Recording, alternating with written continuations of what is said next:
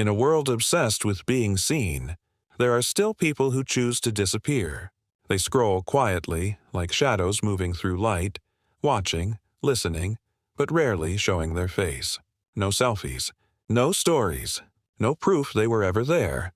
To many, that seems strange. But to those who understand human behavior, it's not about shyness. It's about power. Because invisibility, in an age of exposure, is not a weakness. It's a form of control. They know something others forget. The more you show, the more the world feels entitled to define you. And so they withhold, not to hide, but to remain whole. Most people post their photos to feel real. A like becomes a tiny confirmation. You exist, you matter. But it's a fragile kind of validation, one that needs constant feeding. Those who choose not to post see through this illusion. They understand that the digital self is only a mirror, and the more we stare into it, the less we see who we truly are. To them, the world's attention isn't a prize. It's a trap. Every post becomes a mask, and every filter a quiet lie. They've learned to live without needing the applause. Their confidence comes from silence, not from hearts floating across a screen. They sit on the edges of the digital world, watching everything unfold.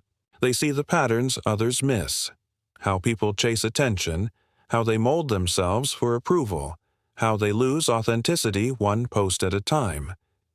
These silent observers have traded visibility for vision. They don't need to speak to be present. They don't need to share to feel connected. Their satisfaction comes from understanding, not from being understood. To them, mystery isn't emptiness. It's protection. In a culture of oversharing, they've learned the art of preservation. They protect their energy, their image, and their peace. But not every silence is strength.